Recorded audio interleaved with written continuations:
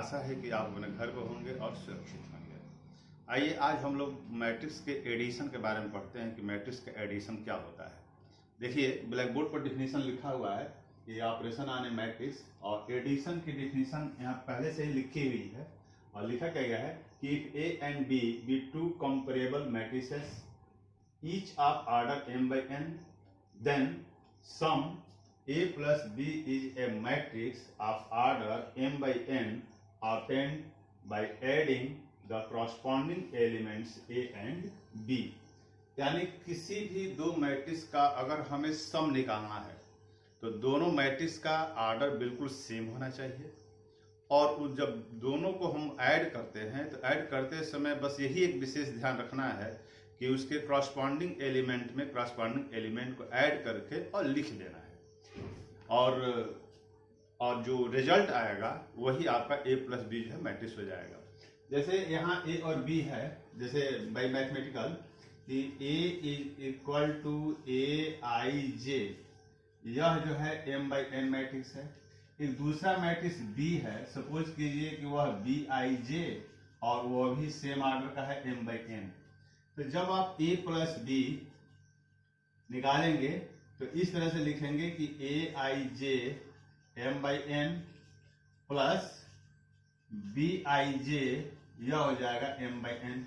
जब इनको आप ऐड करेंगे तो क्रॉसपॉन्डिंग एलिमेंट को क्रॉसपॉन्डिंग एलिमेंट में, यानी यह हो जाएगा aij और bij और यह हो गया m by n। यहाँ पर एक ये जो शब्द लिखा गया है वर्ड है कि कंपेरेबल। कंपेरेबल का मतलब ये कि जिस किसी मैट्रिक्स को अगर हमें सम करना है तो उस मैट्रिक्स का ऑर्डर बिल्कुल सेम होना चाहिए। अब आइए इस पर एक एग्जांपल बताते हैं आपको कि कैसे मैट्रिक्स का सम निकालते हैं। तो यहाँ है 1 2 3 0 -1 2 -1 0 और 1। यह जो है 3/3 ऑर्डर का है। एक दूसरा मैट्रिक्स B है, यह जो है इसमें एलिमेंट है 2 1 3 -1 0 -2 और 2 -1 और 1। यह भी जो है 3/3 ऑर्डर का है। तो जब हमें इसका सम निकालना है यानी a प्लस बी, तो सम निकालते समय क्या करेंगे कि क्रॉसपॉन्डिंग एलिमेंट में क्रॉसपॉन्डिंग एलिमेंट को ऐड कर देंगे। जैसे देखिए 1 + 2 यानी इसमें इस एलिमेंट को ऐड कर देंगे, फिर सेकंड वाले में सेकंड वाले एलिमेंट को ऐड कर देंगे यानी 2 + 1, फिर 3 + 3, फिर देखिए इसमें इस एलिमेंट को ऐड कर देंगे तो 0 ये प्लस और ये हो गया -1। फिर देखिए -1 इसमें इस एलिमेंट को ऐड कर देंगे तो -1 + 0, इसमें इस एलिमेंट को ऐड कर देंगे तो 2 + -2, इस वाले में इस एलिमेंट को ऐड कर देंगे तो -1 + 2, इसमें इस एलिमेंट को ऐड कर देंगे तो 0 -1 और इसमें उसको ऐड कर देंगे तो 1 + 1। यानी क्रॉसपॉन्डिंग एलिमेंट में क्रॉसपॉन्डिंग एलिमेंट को, यानी जो इस मैट्रिक्स का जो एलिमेंट जिस रो और जिस कॉलम का है, इस मैट्रिक्स के उसी रो और उसी कॉलम के एलिमेंट को जो है हम ऐड कर देते हैं। अब देखिए ये हमारा ऐड निकल गया। अब क्या करेंगे, इसको लिख देंगे तो 1 + 2 3, यह भी हो जाएगा 3, यह हो जाएगा आपका 9, यह हो जाएगा -1, यह भी -1, यहाँ पे 0 और यहाँ पे ये आपका 1 और ये -1 और ये 2। तो ऐड करने के बाद जो यह रिजल्ट आया a + b, यह भी जो है आपका 3/3 ऑर्डर का ही होगा। यानी ये a है, यह b है, a + b निकालते समय क्रॉसपॉन्डिंग एलिमेंट में क्रॉसपॉन्डिंग एलिमेंट ऐड कर दिया, यह जो है हमारा रिजल्ट आ गया। और यह जो रिजल्ट आया यही हमारा a + b है, यानी इन दोनों मैट्रिक्स का सम। अब आइए एक दूसरा मैट्रिक्स लेते हैं एग्जाम्पल के तौर पर। देखिए यह a है और a में एलिमेंट है 2 1 0 4, और यह एक दूसरा मैट्रिक्स है, इसमें एलिमेंट है 3 4 5 और ये 6 7 8। यह जो मैट्रिक्स है 2/2 ऑर्डर का है, यह जो मैट्रिक्स है 2/3 ऑर्डर का है। अब देखिए कि क्या हम इस मैट्रिक्स का सम निकाल सकते हैं। तो यहाँ पे ये है कि देखिए इस मैट्रिक्स का ऑर्डर 2/2 है, इस मैट्रिक्स का ऑर्डर 2/3 है, यानी ये दोनों के दोनों मैट्रिक्स कंपेरेबल नहीं है। कंपेरेबल का मतलब ये कि इन दोनों का ऑर्डर बिल्कुल सेम नहीं है। तो चूंकि यहाँ पर ए और बी कंपेरेबल नहीं है, इसलिए इस मैट्रिक्स का सम हम नहीं निकाल सकते हैं। तो since A and B are not comparable, not comparable, so a plus b is does not exist, यानी हम a प्लस जो है a प्लस बी हम नहीं निकाल सकते क्योंकि यह मैट्रिक्स जो है कंपेरेबल नहीं है। अब आइए मैट्रिक्स से रिलेटेड कुछ और भी प्रॉपर्टीज है। तो some result on addition of matrix, some results on addition of matrices,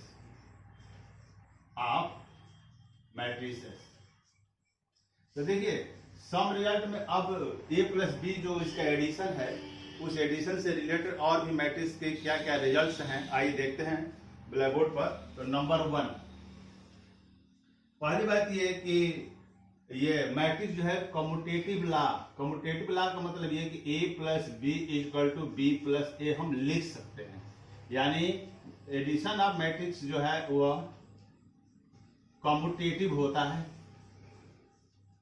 दूसरा है यानी a प्लस बी में b प्लस ए जो है हम ऐड करके ले सकते हैं। दूसरा है एसोसिएटिव लॉ को ये फॉलो करता है, यानी a plus B plus C is equal to a plus B plus C, यह जो है एसोसिएटिव है। एसोसिएटिव लॉ को भी यह मैट्रिक्स जो है आपको फॉलो करता है। आगे है थर्ड एडिटिव आइडेंटिटी। थर्ड देखिए यानी एडिटिव आइडेंटिटी। एडिटिव आइडेंटिटी में क्या होता है कि जैसे एक आपको अदर एग्जांपल में, जैसे 5 है नेचुरल नंबर है, तो 5 में 0 ऐड कर दीजिए, जबकि सॉरी होल नंबर है, होल नंबर के लिए 5 जो है आपका होल नंबर है, 0 भी आपका होल नंबर है, तो 5 में क्या ऐड करें कि हमको 5 मिल जाए, तो ये आपका 0 5 में ऐड कर देंगे तो आपको 5 मिलेगा। उसी तरीके से मैट्रिक्स एक दिया गया है और उस मैट्रिक्स में कौन सा मैट्रिक्स हम जोड़ दें कि हमको वही मैट्रिक्स मिल जाए। तो जिस मैट्रिक्स को जोड़ने पर हमको सेम मैट्रिक्स प्राप्त होता है वह उस मैट्रिक्स का एडिटिव आइडेंटिटी कहलाता है। तो जैसे यह एक मैट्रिक्स है और यहाँ पर एक 0 मैट्रिक्स है, तो जब a प्लस 0 जब ऐड करेंगे या 0 प्लस a ऐड करेंगे तो हमें वही मैट्रिक्स मिलेगा। तो जो 0 मैट्रिक्स होता है वह किसी भी मैट्रिक्स का एडिटिव आइडेंटिटी होता है, बशर्ते कि ऐड करते समय जब 0 मैट्रिक्स आप यूज करें तो सेम ऑर्डर में यूज करें। अब आइए एडिटिव इनवर्स, यहां देखिए ये फोर्थ है एडिटिव इनवर्स। तो एडिटिव इनवर्स में क्या होता है कि जैसे 5 है आपका इंटीजर है, तो 5 जब इंटीजर है तो उसमें कौन सा इंटीजर ऐड करें कि हमें 0 मिल जाए, यानी एडिटिव आइडेंटिटी मिल जाए। तो 5 में अगर हम -5 ऐड कर दें तो हमको 0 मिल जाएगा।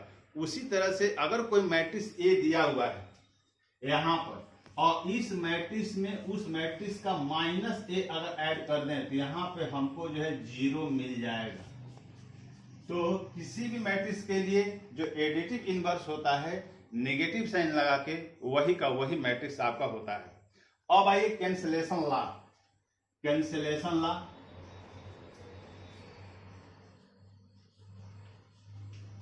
कैंसिलेशन लॉ कैंसिलेशन लॉ में क्या होता है कि यहां देखिए कि a प्लस बी है और इधर a प्लस सी है, तो यहां से a और a कैंसिल होकर के और यह जो है b इक्वल टू सी आपका बच जाएगा। चूंकि यहाँ पर देखिए कि यह जो है लेफ्ट में लिखा हुआ है, यानी लेफ्ट साइड से कैंसिल हो रहा है, इसलिए इसको लेफ्ट कैंसिलेशन लॉ कहते हैं।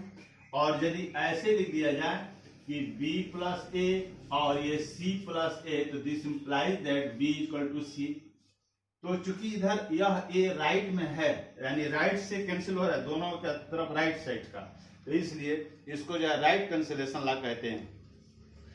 अब आइए आगे चलते हैं। अब आइए जो सबट्रैक्शन ऑफ ए मैट्रिक्स, यानी मैट्रिक्स का सबट्रैक्शन ऑफ मैट्रिक्स।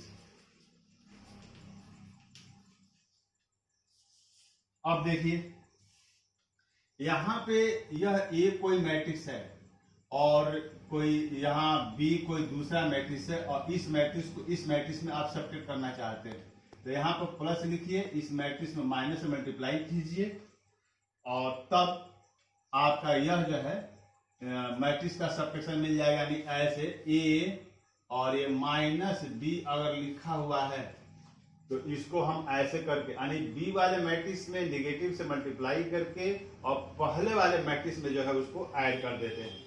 यानी अगर कोई मैट्रिक्स ए है, सपोज कीजिए कि इस तरह से ए आई जे और यह m बाई n ऑर्डर का है, यह एक मैट्रिक्स है बी आई जे, यह भी जो है m बाई n ऑर्डर का है। अब हमें a माइनस बी निकालना है, तो करेंगे क्या कि यह ए आई जे और यह m बाई n हो गया, माइनस इस तरह से बी आई जे और यह भी m बाई n ऑर्डर का हो गया। तो जब घटाना होगा तो क्रॉसपॉन्डिंग एलिमेंट में से क्रॉसपॉन्डिंग एलिमेंट को ही घटाते हैं, यानी बी आई जे और यह हो जाएगा m बाई n। तो इस पर ये था मैट्रिक्स का सबट्रैक्शन। अब आइए स्केलर मल्टीप्लिकेशन। स्केलर